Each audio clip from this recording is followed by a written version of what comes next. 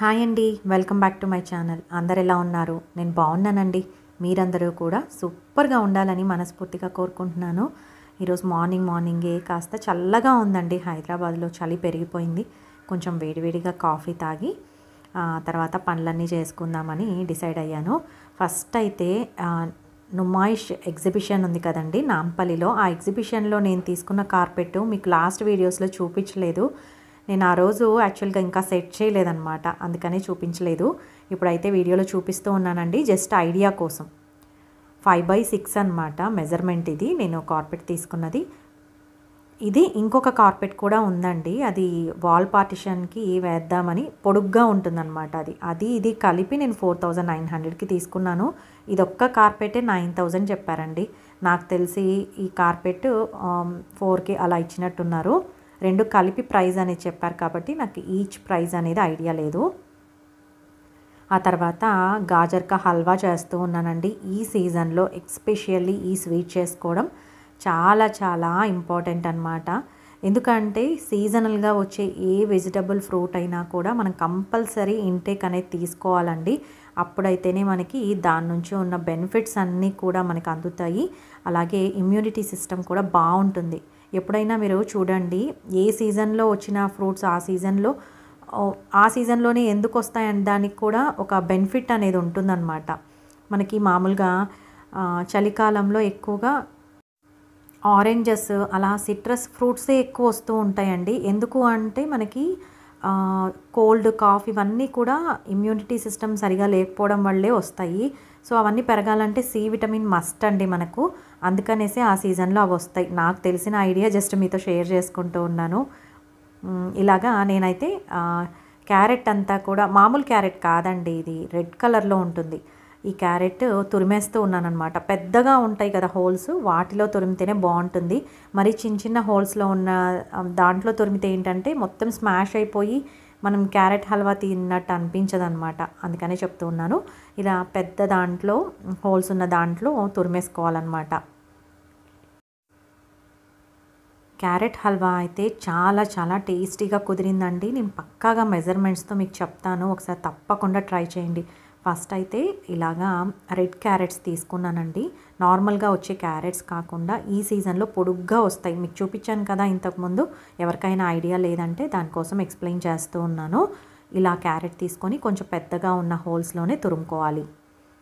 ఆ తర్వాత ఇలా అడుగు మందంగా ఉన్న ప్యాన్ తీసుకోవాలండి. నేను ఇప్పుడు వాడుతుంది అయితే మీకు బోల్డ్ అన్నిసార్లు చెప్పాను కదా వీడియోస్లో, స్టాల్ కంపెనీది స్టెయిన్లెస్ స్టీల్ అనమాట, ఇండక్షన్ బేస్డ్. ఈ ప్యాన్లో చేస్తూ ఉన్నానండి. నేనైతే ఫస్ట్ ఏమీ వేయలేదు, జస్ట్ ప్యాన్ కొంచెం వేడి చేశాను. మరీ ఎక్కువ వేడి కూడా అవసరం లేదండి, లైట్గా వేడి చేసి అడుగున అంటుకోకుండా ఉండడం కోసం. అలా చేసిన తర్వాత దాంట్లో ఇలాగ క్యారెట్ వేశాను. అలా కలుపుతూ ఉన్నానండి. సిమ్లోనే పెట్టాను, అసలు మీడియంలో కూడా పెట్టి చేయలేదు. ఎందుకంటే కొంచెం మాడినా కూడా టేస్ట్ అనేది కంప్లీట్గా చేంజ్ అయిపోతుంది. ఇలా కొంచెం కొంచెం కలుపుకొని మూత పెడుతూ ఉండాలండి. అప్పుడు దాంట్లో ఉన్న కొంచెం వాటర్ వచ్చేసి ఇంకొంచెం తొందరగా పచ్చివాసన పోవడానికి హెల్ప్ అవుతుందన్నమాట. ఇలాగా ఒక 5 minutes మనము దాంట్లో ఉన్న పచ్చివాసన వెళ్ళేంత వరకు వేయించుకోవాలండి. సిమ్లోనే పెట్టుకొని వేయించుకోవాలి, అదైతే ఇంపార్టెంట్ అనమాట. ఇలాగా అడుగున కొంచెం అలా కలుపుతూ, ఇప్పుడు నేను చూపిస్తూ ఉన్నాను కదా అలా గెరిటతో అనేసి మనము నీట్గా మిక్స్ చేసుకోవాలి. లేదంటే అడుగున స్టిక్ అయిందంతా మాడిపోతుంది. నేనైతే ఫస్ట్ నెయ్యి యాడ్ చేయలేదండి, ఎందుకంటే ఫస్టే నెయ్యి యాడ్ చేసి నెయ్యిలో వేపాము అంటే స్మెల్ అనేది చాలా డిఫరెంట్గా అయిపోతుంది, క్యారెట్ హల్వా సరిగా ఉండదు. అందుకనేసి నేను చెప్పిన విధంగా చేయండి, తప్పకుండా సూపర్గా కుదురుతుంది. ఫస్ట్ అయితే క్యారెట్ వేసి కొంచెం వేయించాను కదా పచ్చివాసన పోయేంత వరకు. ఆ తర్వాత కొంచెం పాలు యాడ్ చేశానండి. ఇలా కొంచెం కొంచెంగా నేను 1/2 kg క్యారెట్ తీసుకున్నాను. దానికి గాను ఒక చిన్న కప్పు, ఇప్పుడు చూపించాను కదా ఆ కప్పు పాలు మాత్రమే యాడ్ చేశానండి. చిక్కటి పాలు తీసుకున్నాను నేను. ఇలాగ కొంచెం కొంచెం యాడ్ చేస్తూ సిమ్లో పెట్టుకొని ఇలా మిక్స్ చేస్తూ ఉన్నానండి. చాలా చాలా టేస్టీగా ఉంది. మనం కొంచెం పిల్లలకి ఇలా చేసి పెట్టాము అంటే తప్పకుండా తింటారండి, ఇష్టంగా తింటారు. ఒకసారి తప్పకుండా ట్రై చేయండి. ఎలా వచ్చింది అనేది కూడా కమెంట్ సెక్షన్లో తప్పకుండా నాకు తెలియచేయండి, నాకు కూడా హ్యాపీగా అనిపిస్తుంది. ఇలాగా ఈ కప్పు మొత్తం పాలు మిక్స్ చేసేసాను, కొంచెం కొంచెంగా మిక్స్ చేస్తూ కలిపేశాను అనమాట. ఇప్పుడు చూపిస్తూ ఉన్నాను కదా అలాగా. ఇలాగ బాగా మిక్స్ చేసేసిన తర్వాత లిడ్ పెట్టేసి మళ్ళీ కాస్త ఆ పాలల్లోనే ఈ క్యారెట్ అంతా కూడా కుక్ అవ్వాలండి. ఇంకా మళ్ళీ వాటర్ కానీ ఏది యాడ్ చేయకూడదు. మీరు పాలు తక్కువ అయినాయి అనుకుంటే మళ్ళీ పాలు కొంచెం యాడ్ చేసుకోండి, ఏం పర్వాలేదు. నాకైతే ఈ కన్సిస్టెన్సీ అనేది కరెక్ట్గా సరిపోయింది, అందుకనేసి నేను ఇంకా పాలు మళ్ళీ ఎక్స్ట్రాగా యాడ్ చేయలేదు. ఇలాగా మూత పెట్టేసి మళ్ళీ సిమ్లోనే ఉంచానండి. కాసేపు అయిన తర్వాత మళ్ళీ ఒకసారి కలిపేశాను. చాలా తొందరగా అయిపోతుంది క్యారెట్ హల్వా, చాలా చాలా టేస్టీగా కూడా ఉంటుంది. అందులో విటమిన్స్ అన్నీ మంచి మంచి పోషక విలువలు ఉంటాయి కాబట్టి మనం గులాబ్ జామ్ వీటన్నిటికంటే కూడా, సేమియా పాయసం వీటన్నిటికంటే క్యారెట్ హల్వా, బీట్రూట్ హల్వా ఇవన్నీ కూడా చాలా హెల్త్ బెనిఫిట్స్ ఉంటాయండి.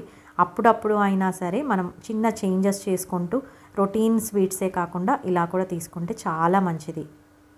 దీంట్లో నేను 1/2 kg క్యారెట్ తీసుకున్నాను కదా, 125 గ్రామ్స్ షుగర్ అయితే యాడ్ చేశానండి. యాక్చువల్గా నేను 125 గ్రామ్స్ది కప్పు మెజరింగ్ కప్ తీసుకొని మీకు ఇందాక చూపించాను కదా, బ్రౌన్ షుగర్ నేను యూస్ చేస్తుంది. అందులో కూడా కొంచెం తీసేసానండి నేను. అరౌండ్ 120 గ్రామ్స్ ఎగ్జాక్ట్గా వేసుంటాను. కొంచెం పక్కన పెట్టేశాను. 125 గ్రామ్స్ కంప్లీట్గా తీసుకున్నా కూడా కొంచెం పక్కన తీసి పెట్టాను. నాకు ఈ షుగర్ కన్సిస్టెన్సీ అనేది కరెక్ట్గా సరిపోయింది. మీరు కావాలంటే 125 గ్రామ్స్ ఇంకా కొంచెం కూడా యాడ్ చేసుకోవచ్చండి మీ టేస్ట్ని బట్టి. నేనైతే 1/2 kg క్యారెట్కి 120 grams brown sugar add చేశాను. ఇలాగా ఒకసారి షుగర్ వేసిన తర్వాత బాగా కలిపేసి మళ్ళీ మూత పెట్టి ఒక 3-4 మినిట్స్ అలా ఆ షుగర్లో బాగా కుక్ అవ్వాలండి. అప్పుడైతే ఆ షుగర్ అంతా క్యారెట్కి పడుతుందన్నమాట, లేకపోతే కొంచెం చప్పగా ఉంటుంది కదా, అందుకనేసి. ఇలాగ మధ్యలో అయితే మూత తీసి కలుపుతూ ఉండాలండి. అలాగే పెట్టేస్తే అడుగున అంటే ఛాన్స్ ఉంటుంది. జస్ట్ మనం 10 మినిట్స్లో చేసుకోవచ్చు carrot halwa. Super tasty and very simple అండి. అసలు వంటలు రాని వాళ్ళు కూడా చేసుకోవచ్చు. నేను చెప్పిన విధంగా ఒకసారి తప్పకుండా ట్రై చేయండి, చాలా చాలా బాగుంటుంది. ఫైనల్గా అయితే మనకి క్యారెట్ కుక్ అయిపోయింది.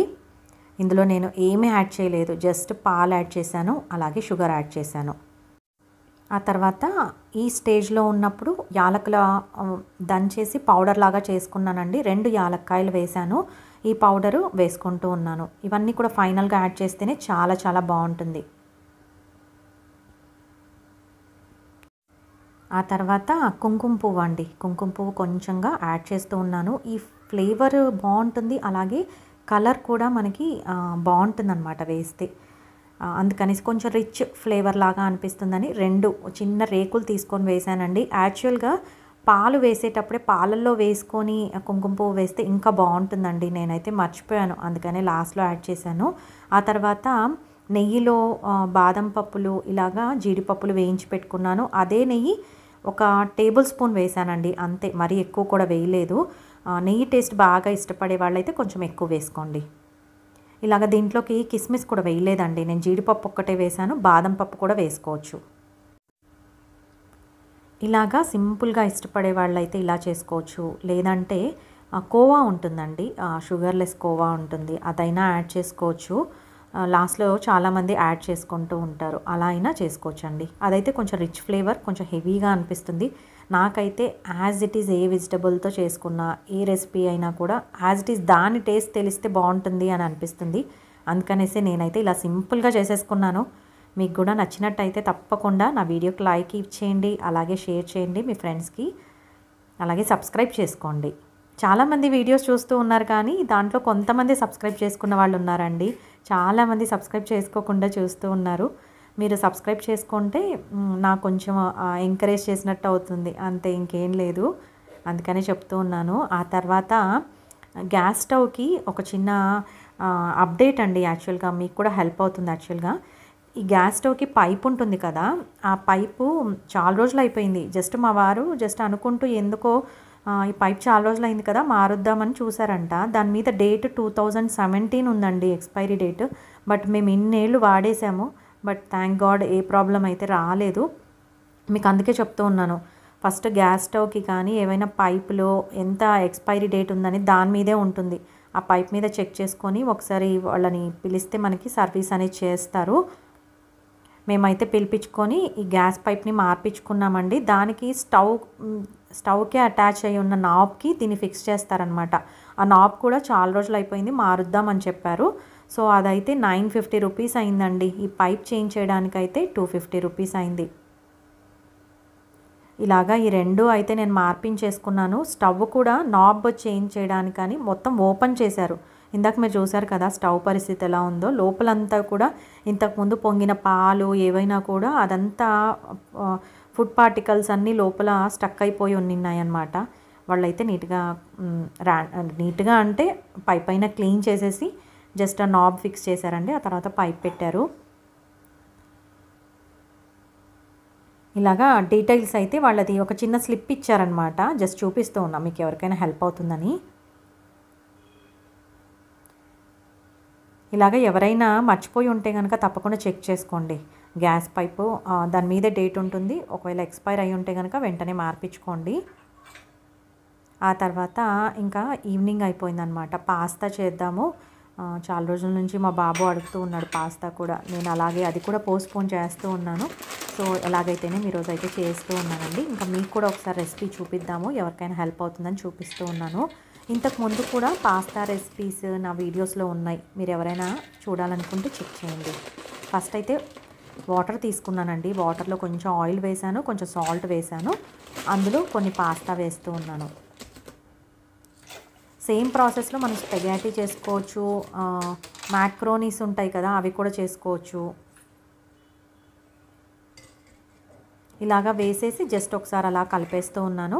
హైలో పెట్టేయాలండి. ఆ తర్వాత పాస్తా బాయిల్ అయిన తర్వాత మనము వాటర్ అంతా కూడా స్ట్రెయిన్ చేస్తే సరిపోతుంది.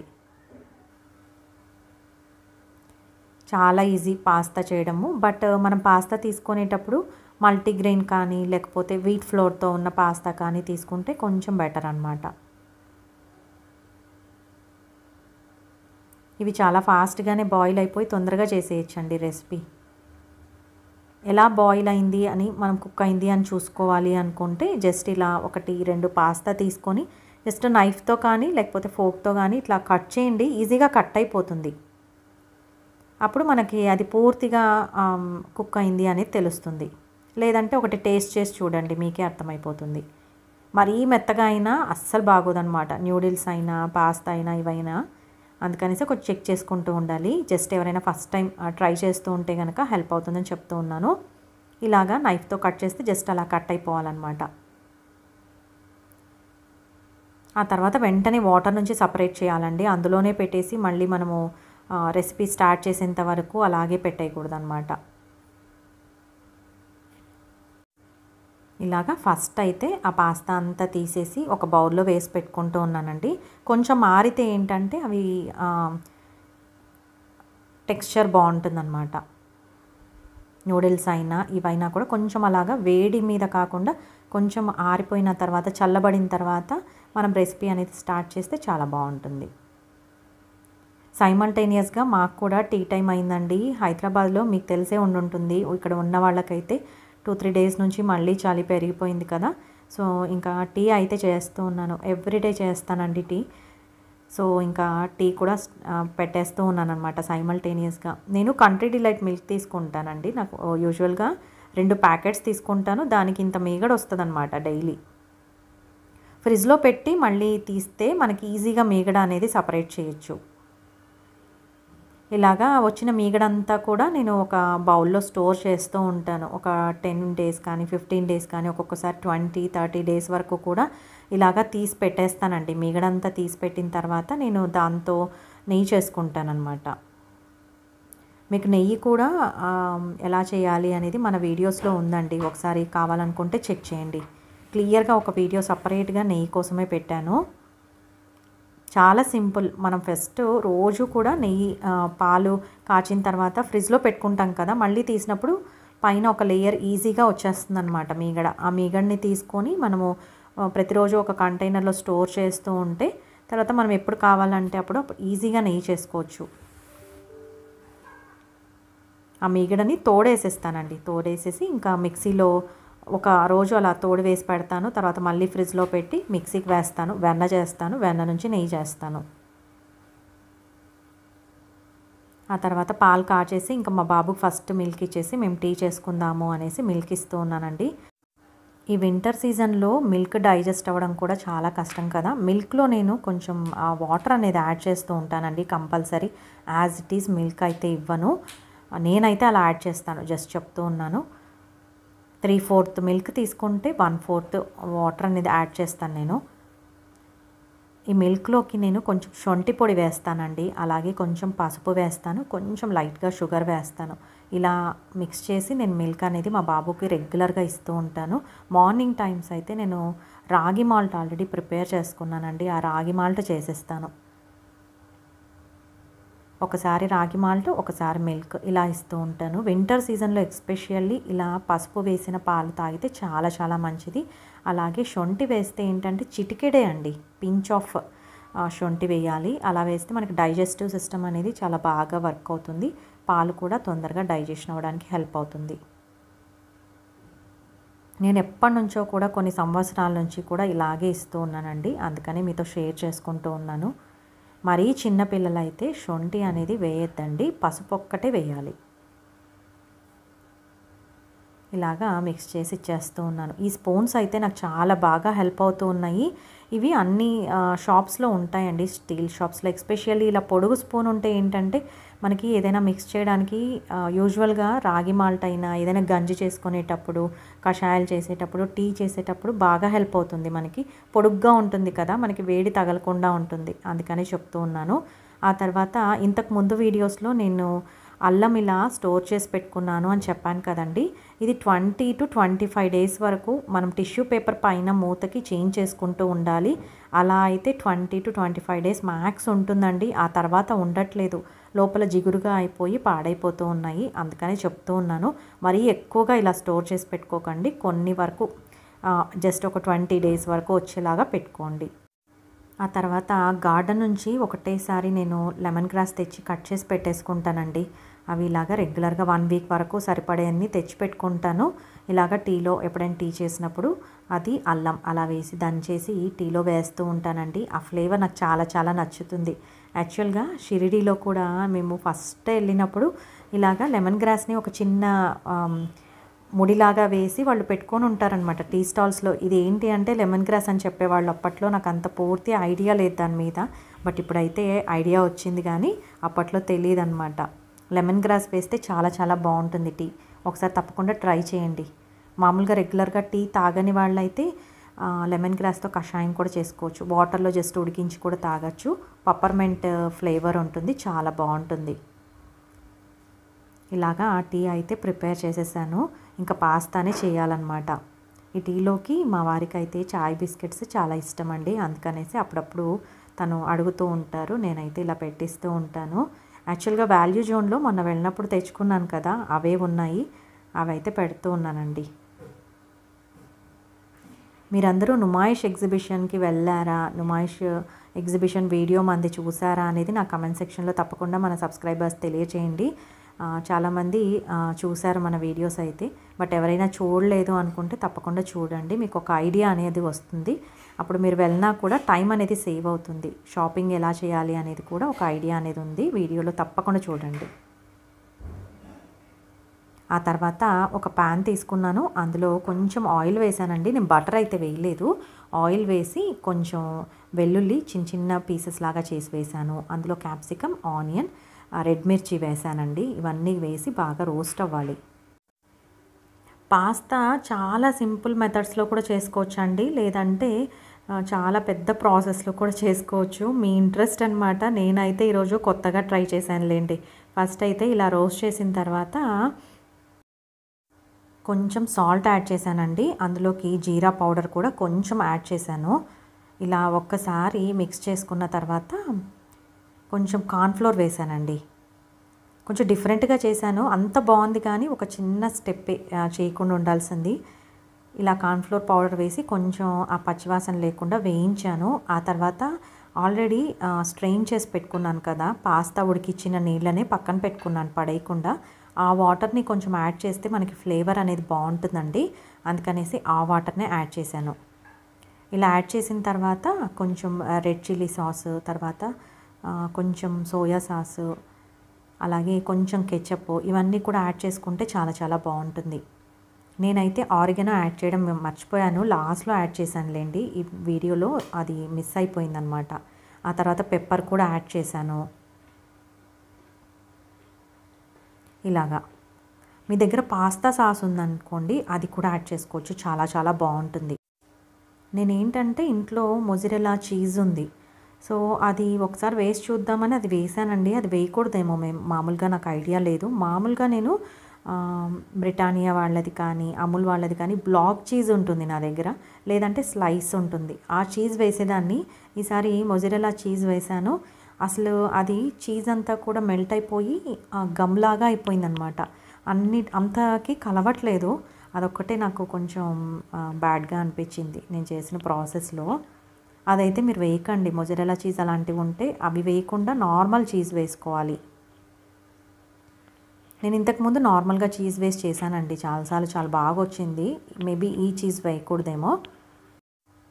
పాస్తా అయితే టేస్ట్ చాలా బాగుందండి, బట్ చీజ్ అనేది మొత్తానికి మిక్స్ అవ్వలేదు, అంతే. ఆరిగేనో వేసుకున్నాను ఫైనల్గా. ఒకసారి తప్పకుండా ట్రై చేయండి. నా వీడియోస్ కనుక మీకు నచ్చినట్టయితే ప్లీజ్ లైక్ చేయండి, షేర్ చేయండి, సబ్స్క్రైబ్ చేయండి. మరో మంచి వీడియోతో మీ ముందుకు వస్తాను. అంతవరకు సెలవు. సర్వేజన సుఖినో భవంతు. Thank you.